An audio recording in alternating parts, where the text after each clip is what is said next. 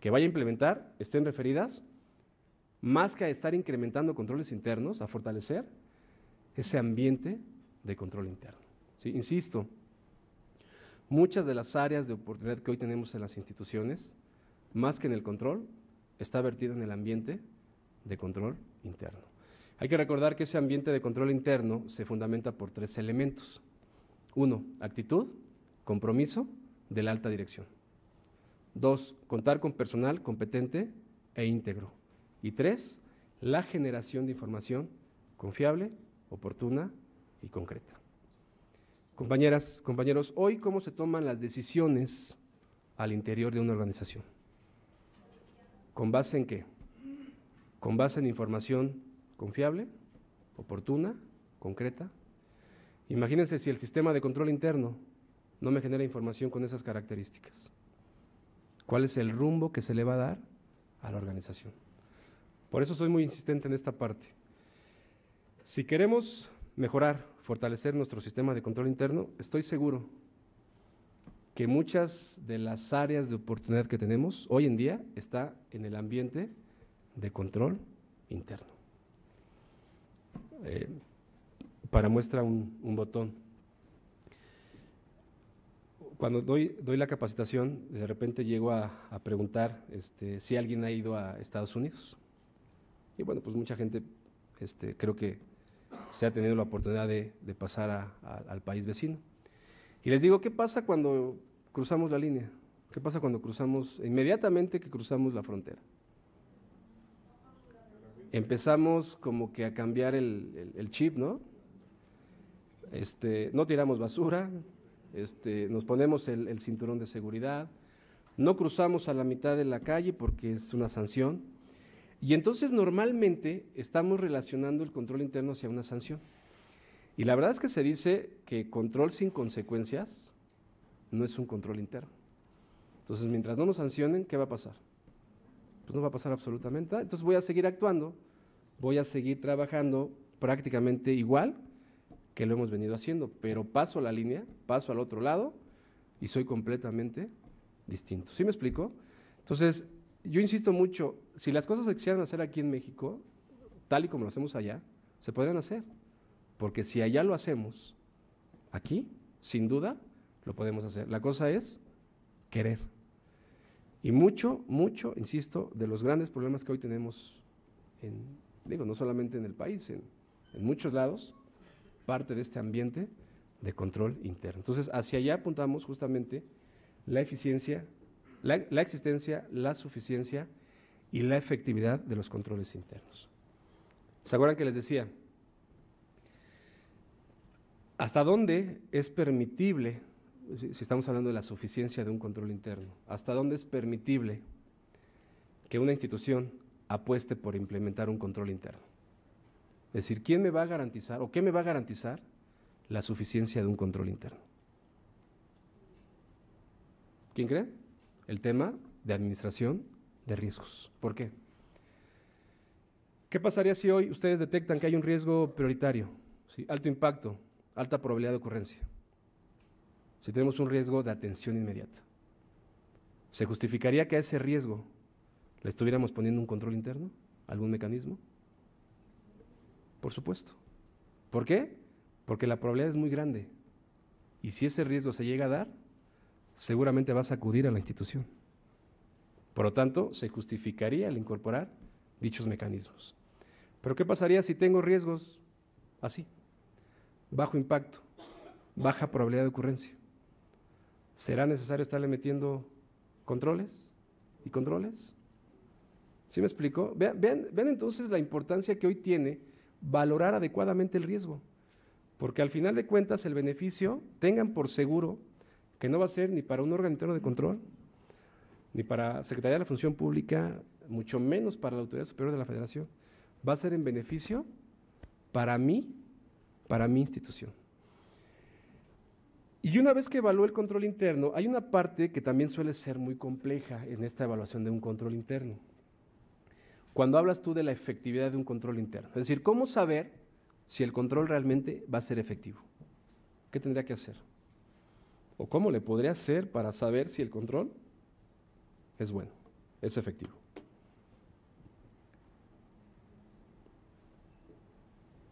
Sí, hay un término, hay un término que se maneja sobre los procedimientos de auditoría. Se dice que los procedimientos de auditoría es el conjunto de técnicas y pruebas que el auditor utiliza para conocer la razonabilidad de la información. ¿Sí? Ejemplo, un estado financiero me puede dar la existencia de ciertos activos. ¿Sí? ¿Qué tengo que hacer? Pues ir a verificar que efectivamente esos activos existan dentro de la institución. Entonces, ¿qué hace el auditor? Pues normalmente aplicar técnicas, pruebas para saber la razonabilidad de la información que está obteniendo. Y dentro de estas pruebas de auditoría, hay dos tipos de pruebas que se manejan, que es las pruebas de cumplimiento y las pruebas sustantivas. Una prueba de cumplimiento está relacionado justamente a la calidad o efectividad de los controles internos. ¿Sí? Alguna vez en un evento que teníamos, estábamos hablando de los almacenes, y hablábamos justamente de cuáles son las situaciones que tiene un almacén, sus factores de riesgo, cuáles son sus problemáticas. Y se comentaba que uno de los principales factores eran los incendios en ese almacén. Y bueno, pues se relacionó que esos mecanismos de control, esos objetivos de control interno, estaban directamente relacionados a los extintores. ¿Sí? Por ahí se hizo una actividad de una matriz de riesgos. Y fíjense, curiosamente alguien me decía, dice, oye Javier, dice, a un control interno, ¿a poco se le puede aplicar pruebas de cumplimiento? ¿Saben qué le respondí? ¿Ustedes qué hubieran respondido? ¿Depende? ¿Verdad que sí sirve? Llévense esa sugerencia porque de verdad les puede salvar hasta la vida. Bueno, la respuesta no fue depende, la respuesta fue sí, porque a un extintor, a un simple extintor, yo le puedo aplicar pruebas de cumplimiento. ¿Qué tipo de pruebas? Caducidades, tipo de material, recargas, hacer el tipo de pruebas, ¿no? Para ver si el control, señalizaciones, que la gente esté debidamente capacitada. O sea, ¿qué estoy haciendo? Verificando que el control va a servir cuando llegue un problema. ¿Sí? E insisto, no significa que el problema va a llegar. Lo que tengo que hacer es hacer frente en caso de que el riesgo llegue a materializarse. ¿Sí me explicó? Entonces, hay muchas herramientas hoy en día en el que me puedo basar para que yo pueda verificar la existencia, la suficiencia y la efectividad de los mecanismos de control interno. Ya he mencionado algunos, ¿sí? El pescado de Ishikawa, la metodología de los 5 por qué, los diagramas de flujo, mapas mentales, ¿sí? Es decir, compañeras, compañeros, apóyense en herramientas para que ustedes puedan garantizar la calidad de esos mecanismos de control interno, ¿sí? Y una vez que evalúe el control interno, que sería la cuarta etapa, ¿qué hago? Hacer una valoración o una evaluación final.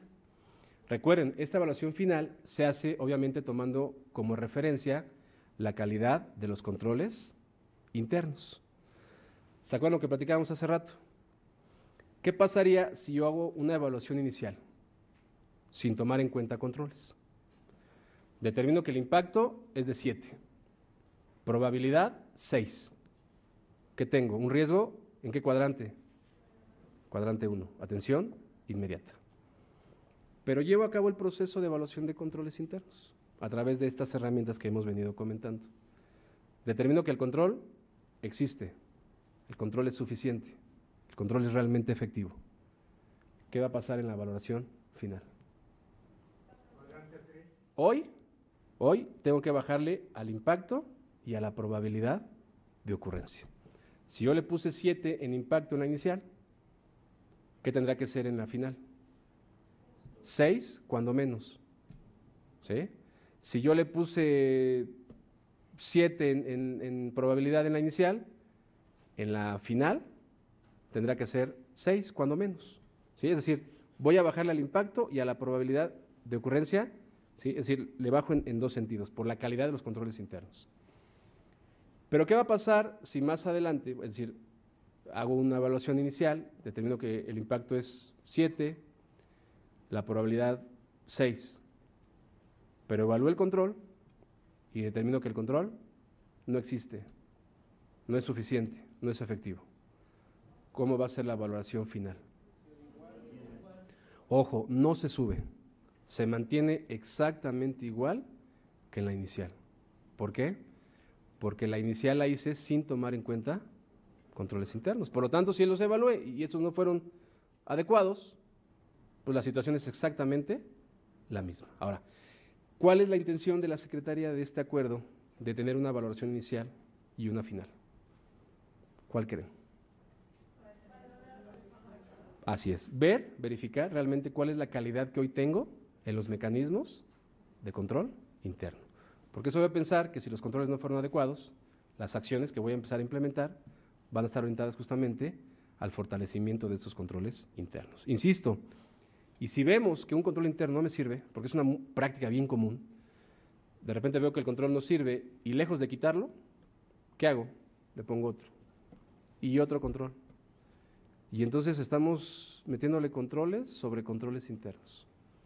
¿Quién me garantiza el éxito de esos procedimientos?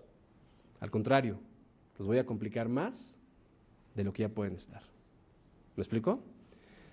Si ustedes observan, dice aquí, se dará valor final al impacto y la probabilidad de ocurrencia del riesgo con la confronta de los resultados de la etapa 3 y 4, es decir, evaluación de riesgos y evaluación de controles. Por lo tanto, la institución establecerá los criterios para determinar la evaluación final de la probabilidad de ocurrencia del riesgo, así como su ubicación en el cuadrante correspondiente, derivado ¿de qué? De la evaluación de la existencia, suficiencia y efectividad de los controles internos. ¿Soy claro? Y vean, aquí viene el candado que trae hoy la matriz de riesgos. ¿Los controles fueron suficientes? ¿Sí? ¿Qué pasa con el desplazamiento del riesgo? Baja tanto en impacto como la probabilidad de ocurrencia. ¿Soy claro? ¿Mis controles fueron deficientes? ¿No existen los controles? ¿Qué va a pasar con la valoración final? Se queda exactamente igual que la inicial, ¿sale? Por lo tanto, esta valoración final se va a ver reflejada en la siguiente etapa, etapa 6, el mapa de riesgos, ¿sí? ¿Qué es un mapa de riesgos? Aquí lo dice. Es la representación gráfica de uno o más riesgos que permiten vincular tanto la probabilidad como el impacto, ¿sí? Y fíjense la importancia de este mapa de riesgos. Normalmente se dice que este mapa de riesgos me permite a mí como institución jerarquizar cuáles son las situaciones que prevalecen en el organismo, para que preferentemente yo le dé atención a qué cuadrante, a los riesgos de atención inmediata, porque sabemos que el impacto es muy grande, ¿sí? Y la probabilidad de ocurrencia es muy alta, ¿sí? Ojo, y no significa que el ponerle un 10 significa que el riesgo se va a dar, ¿no? Simplemente es una muy alta probabilidad de que el riesgo se nos pueda presentar. Por lo tanto, preferentemente tenemos que trabajar sobre este tipo de cuadrante. Cuadrante 2, riesgos de atención periódica, ¿sí? Decimos que el impacto es pequeño, es bajo, pero la probabilidad es muy grande. Cuadrante 3, riesgo controlado, impacto y probabilidades bajas. Y el cuadrante 4, riesgos de seguimiento, donde hablamos que el impacto es muy grande y las probabilidades de ocurrencia bajas. Fíjense la importancia que hoy tiene este mapa de riesgos. Resulta que cuando llego a revisar alguna matriz de riesgos, así hasta al azar lo tomo, y normalmente los riesgos que se llegan a identificar en las instituciones están aquí, ¿sí?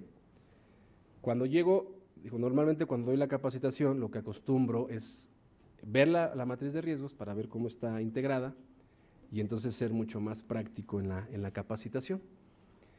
Y entonces cuando ocurre esta situación, llego a la capacitación y les pregunto a la gente, digo, oye, ¿cuál es la razón ¿O por qué los riesgos normalmente están reflejados aquí?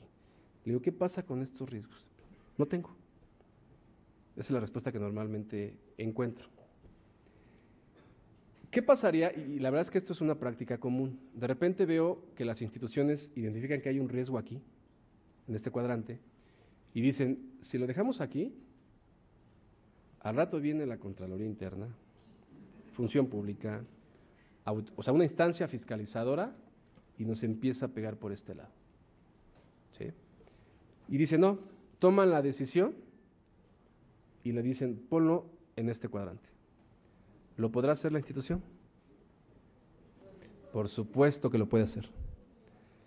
Pero al final de cuentas, ¿para quién va a ser el daño? ¿Para una instancia fiscalizadora o para la propia institución?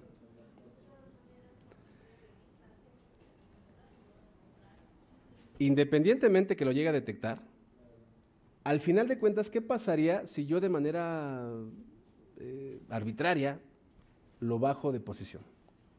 ¿Qué va a ocasionar? ¿Qué va a pasar? Las acciones que voy a implementar aquí no van a ser acciones adecuadas. Por lo tanto, ese riesgo seguramente va a estar pegue y pegue a la propia institución. ¿Sí?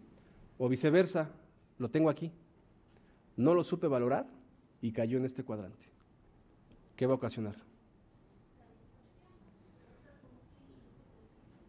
Es decir, voy a empezar entonces a meterle controles y voy a caer en una controlitis para controlar algo que ni siquiera valía la pena. ¿Sí me explico? Entonces, vean qué tan importante es hoy valorar esos riesgos, ¿sí? Valorarlos, porque al final de cuentas el beneficio es para mí como institución, ¿sí? Porque entonces voy a establecer acciones, creo yo, acciones precisas para administrar cada uno de estos problemas. Ahora, cabe mencionar, y digo, voy a hacer aquí algún comentario que espero no vaya a causar ruido, no vaya a causar confusión, porque resulta que la matriz de riesgos que hoy tiene la Secretaría en este formato, te dice que si los controles fueron efectivos, fueron suficientes, fueron los adecuados, tienes que bajarle tanto a la probabilidad como al impacto, ¿sí? Sin embargo, ya el nuevo sistema que próximamente se está trabajando sobre este nuevo sistema informático donde van a estar pues básicamente los tres procesos, MESI, ARI y COCODI, se les va a dar justamente la posibilidad y ya no van a encontrar un combo box, porque hoy la matriz que tiene, le das un clic al impacto y te corre del 1 al 10, ¿no? ¿Y cómo valoramos el riesgo? Hasta con los ojos cerrados, le ponemos el numerito. Hoy ya no va a tener esta situación, se van a establecer algunos criterios para que ustedes empiecen a valorar las condiciones de esa unidad administrativa donde se encuentra el riesgo, para que una vez que valoren esos criterios, automáticamente salga el valor del impacto y de la probabilidad de ocurrencia. ¿Qué buscamos con esto? Tratar de ser más objetivos al momento de valorar los riesgos. Y entonces lo que van ustedes a encontrar, otra de las grandes ventajas que van a tener, es que ya el sistema les va a permitir reducir a un eje, es decir, pueden bajarle a la probabilidad, pueden bajarle al impacto o en su defecto pueden bajarle a los dos. ¿Sí? Porque hoy la matriz de riesgos, si tus controles fueron efectivos, fueron suficientes, tienes que bajarle forzosamente a los dos ejes. Ahora, el comentario es el siguiente. Desde mi particular punto de vista, y esto es una opinión muy personal, quizá estén de acuerdo conmigo, quizá no lo están, pero al final no me importa. No es cierto. Aquí es muy importante considerar esta situación porque yo siempre he creído que lo que normalmente van a reducir cuando empiezan a ejercer mecanismos de control interno es este eje, el eje de las probabilidades. El impacto normalmente va a ser el mismo. ¿Sí? Y fíjense por qué mi lógica o por qué mi idea que tengo. Si ustedes identifican un riesgo que esté relacionado a la misión, visión o algún objetivo institucional, ¿qué impacto le van a dar? 9, 10. El impacto es muy alto, ¿estamos de acuerdo? Entonces, ¿qué van a hacer? Empezar a ejercer mecanismos de control interno. ¿Sí? Acciones, estrategias. Pero ¿qué va a pasar si esas estrategias no fueron las adecuadas y entonces el riesgo se materializa? ¿Cuál va a ser el impacto? El impacto será el mismo porque vas a afectar misión, objetivos y metas institucionales. ¿Sí? Por lo tanto, lo que realmente vas a reducir es la probabilidad de ocurrencia. ¿Se acuerdan lo que platicábamos hace rato? Un control interno normalmente ¿a dónde debe estar alineado? ¿Al riesgo o al factor? A los factores de riesgo. Por lo tanto, si estoy controlando factores, ¿se acuerdan del concepto de factor de riesgo? Decía, es toda circunstancia o situación que aumenta ¿qué? La probabilidad de ocurrencia. Entonces, si yo le estoy pegando a cada uno de los factores de riesgo, ¿qué estoy controlando realmente? La probabilidad de ocurrencia. El impacto normalmente va a ser el mismo, ¿sí? Porque si se llega a dar, la consecuencia va a ser prácticamente la misma. ¿Sale? Entonces, abusados en esta parte, porque sí es muy importante que lo consideren, porque insisto, ya el nuevo sistema va a dar esas posibilidades, bajarle a uno, bajarle al otro, o en su defecto, poder bajarle a los dos ejes. Habrá situaciones en las que sí se pudiera bajarle al impacto, pero insisto, la generalidad es reducir probabilidad de ocurrencia. Y entonces este mapa, esta manera, este tablero, pues esta representación gráfica, sin duda me permite entonces saber, más bien determinar cuál será la estrategia más adecuada, ¿sí? Para que entonces yo empiece a controlar, empiece a evitar, reducir, asumir, transferir cada uno de los problemas que estoy detectando como parte del proceso de administración de riesgos. Observen aquí, estrategias y acciones ¿para qué? Para evitar, reducir, asumir, transferir o compartir esos riesgos, ¿sí? Ahora la pregunta sería, ¿qué entiendo por evitar un riesgo? De repente podemos interpretarlas de distintas maneras.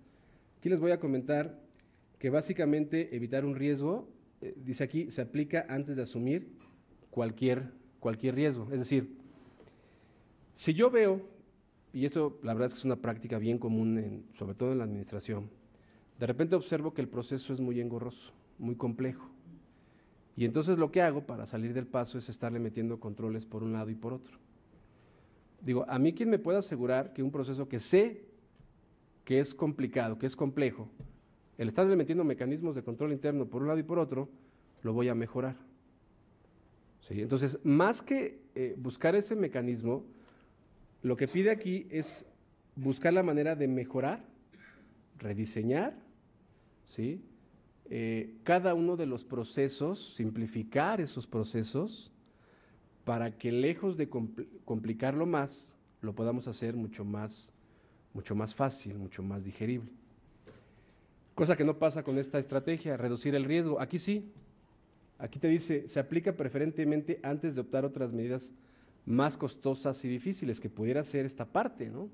Una mejora, un rediseño del proceso. Y entonces aquí, ¿qué te pide? Entonces establece los mecanismos adecuados de control interno para que entonces el riesgo comience a reducirse. El siguiente punto es asumir el riesgo, ¿sí? ¿Qué es asumir un riesgo? Pues aquí lo dice, ¿no?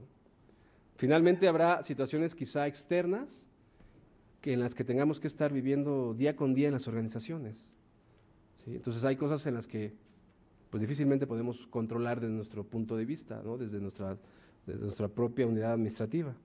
¿Qué hago? Asumir, aceptar y vivirlas como las estamos viviendo quizá actualmente. Transferir el riesgo. ¿Qué es transferir un riesgo? ¿Sí? Que miren, creo yo que más que transferencia es como que compartirlo, ¿no? Porque de repente la gente se va con la idea de que la transferencia es como la papa caliente, ¿no? Yo no la quiero, pues ahí encárguense ustedes porque no quiero esta situación. Yo normalmente pongo un ejemplo que creo que da mucha referencia sobre esta estrategia. Hace rato platicábamos acerca de los factores de riesgo de andar en la Ciudad de México, bueno, o en cualquier ciudad, ¿no? Entonces, el manejar en la Ciudad de México, ¿a qué estamos expuestos? ¿A un accidente? ¿Sí? Compañeras, compañeros, ¿ese accidente ustedes lo pueden evitar? ¿Lo pueden reducir? ¿Sí? Ok. Un favor, díganme cómo, porque yo no lo sé. Depende, dicen por acá. Mire, estoy seguro que esto no se les va a olvidar jamás, ¿eh?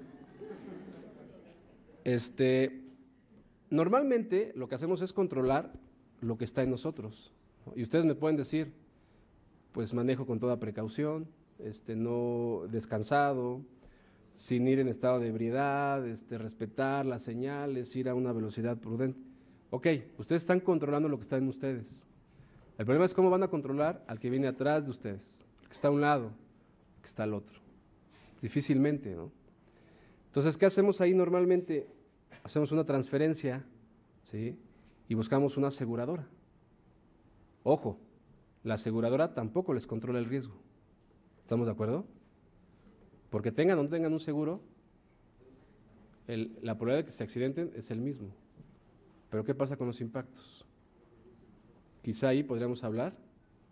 Entonces, por ejemplo, si hoy la institución está asegurando bienes, ¿qué está haciendo? Transfiriendo, compartiendo el riesgo. ¿Pero de quién sigue siendo el riesgo? ¿De la aseguradora o de la institución? ¿Nos damos cuenta? Entonces, si hoy, por ejemplo, no tengo la atribución, no tengo la facultad, ¿qué hago? Busco la manera de hacer una transferencia o compartir el riesgo con alguien que sí pueda controlar ese tipo de situaciones. ¿Soy claro? Si ustedes observan, esta etapa 7 es justamente la que cierra el proceso de administración de riesgos. Decíamos entonces que la metodología es comunicación y consulta, contexto, evaluación de riesgos, evaluación de controles, valoración final, mapa de riesgos y estrategias y acciones para evitar, reducir, asumir o transferir esos riesgos. ¿Hasta aquí vamos bien? Perfecto. Ahora viene la parte de los formatos, ¿sí? Es muy importante considerar esto. La matriz de riesgos de la Secretaría, la versión 7, que ya tenemos en Normateca, automáticamente cuando ustedes llenan la matriz de riesgos, el PETAR prácticamente ya sale generado. ¿Sale generado en cuanto a qué?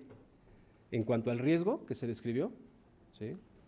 En cuanto a los valores de impacto y probabilidad de ocurrencia, y en automático nos genera el cuadrante, ¿sí? Por lo tanto, estamos en posibilidad de establecer la estrategia. Y cada riesgo está identificado con sus máximos 5 factores de riesgo, con la descripción de la acción de control relacionado a cada uno de estos, de cada uno de estos factores de riesgo, cada uno de esos riesgos que estamos nosotros identificando. ¿Qué es lo que tenemos que establecer adicional a esto que ya genera en automático?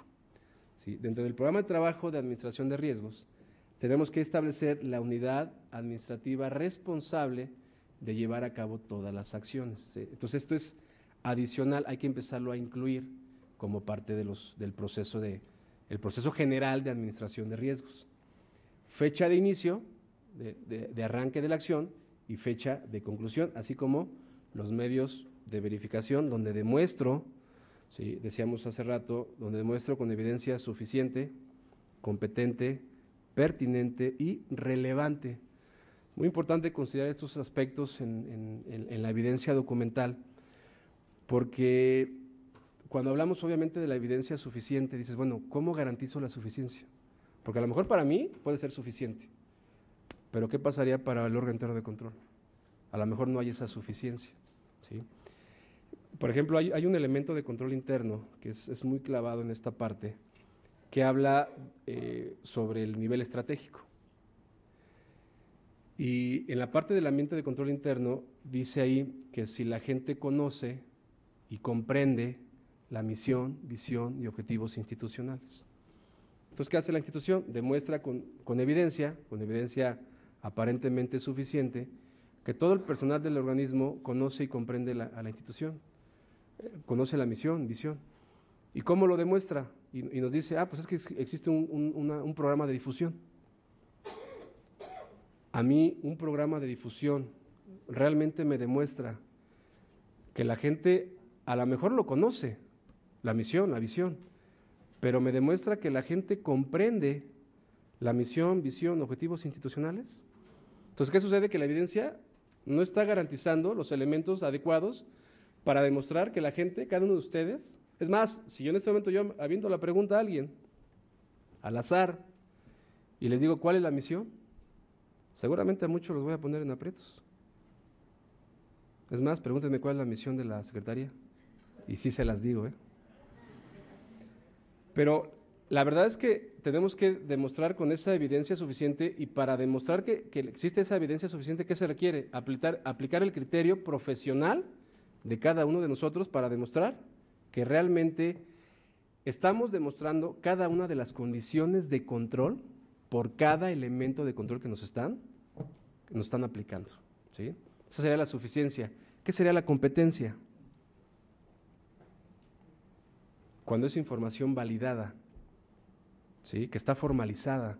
Acuérdense de los grados de madurez. Nivel 0, no hay elemento de control. Nivel 1, ya existe el control interno, pero aún no se encuentra formalizado. ¿Sí me explico? Entonces, ¿qué tengo que hacer? Empezar a demostrar con ciertas condiciones cada una de los elementos, cada uno de los medios con los cuales voy a demostrar que realmente estamos operando perfectamente nuestro propio sistema de control interno. ¿Vamos bien hasta aquí? Otro de los documentos importantes, el reporte de avance trimestral. Una vez que ustedes informan, una vez que en la primera sesión del COCODI ya está establecido la matriz de riesgos, el mapa de riesgos y el programa de trabajo de administración de riesgos, ¿qué tengo que hacer trimestre a trimestre? Informar, ¿no?, los avances que se están teniendo, y lo voy a hacer a través de este reporte de avance trimestral del programa de trabajo de administración de riesgos. Aquí viene el contenido, finalmente no lo describo, están dentro del propio acuerdo de control interno. Lo importante es estar informando trimestre a trimestre de los avances que se están teniendo en la parte de administración de riesgos, ¿sale? Y el último formato habla del reporte anual del comportamiento de riesgos, ¿sí? ¿Cuál es la finalidad de este reporte anual? Dentro de la primera sesión del comité estaremos también informando de un reporte anual del comportamiento de riesgos, pero del ejercicio anterior. Y durante todo el ejercicio, ¿qué es lo que voy a hacer? Estar informando con el reporte de avance trimestral de los avances que se están teniendo. Y al final voy a tener un reporte anual, ¿sí?, sobre el comportamiento de un riesgo, indicando cómo inicio y cómo concluyo prácticamente el ejercicio. ¿Cuál sería la tendencia? Que obviamente los riesgos que estuvieran en un riesgo de atención inmediata, atención periódica, estuvieran prácticamente como controlados o en su defecto como riesgos de seguimiento, ¿sí? Insisto, hoy el control interno en cada una de las dependencias y entidades puede ser el mejor, y no lo dudo. El problema es, ¿quién me asegura que este control interno, que hoy es perfecto, el día de mañana sigue estando perfecto? ¿Sí? Entonces, esa es justamente la intención del acuerdo en materia de control interno y la preocupación y ocupación de la Secretaría de la Función Pública. Empezar a crear una cultura de autocontrol, de autoevaluación, que seamos nosotros mismos los que empecemos a permear acciones. ¿Para qué? Para que ese riesgo o esos riesgos podamos entonces cubrirlos, administrarlos, controlarlos, y no esperar a que llegue una instancia fiscalizadora a empezar a determinar observaciones, ¿no?, que pues, constantemente nos dañan mucho en la parte de los propios procesos. El punto aquí, y reitero, se los he comentado durante diferentes foros, hoy puedo tener un riesgo controlado. Insisto, ¿quién me asegura que el día de mañana este riesgo no me cambie de cuadrante? ¿Sí? Por ahí platicábamos de las normas generales de control interno, ¿sí? La norma quinta, ¿qué me dice? Supervisión y mejora continua, ¿sí? ¿Qué tengo que hacer? Estar supervisando constantemente los riesgos, los mecanismos de control interno para asegurar que ese control interno sigue cubriendo, sigue administrando cada uno de los problemas que estamos nosotros detectando año con año. ¿Sale? Es muy común que me dicen, oye Javier, un riesgo que ya tengo controlado, ¿lo quito de la matriz de riesgos? ¿Ustedes qué harían? No lo pueden quitar. Digo, a lo mejor no lo van a estar informando en cada comité porque finalmente el riesgo pues, ya lo tienen controlado. Pero sí es muy importante que estarle dando seguimiento permanentemente a ese riesgo. Porque ese riesgo en cualquier momento puede brincar, puede cambiar de cuadrante. ¿Por qué? Por los factores internos, factores externos, ¿sí? Que hacen que el riesgo esté en constante movimiento. ¿Sale? Como conclusión entonces decimos, y aquí la importancia, ¿se acuerdan que cuando veíamos el nivel de control o los niveles de control,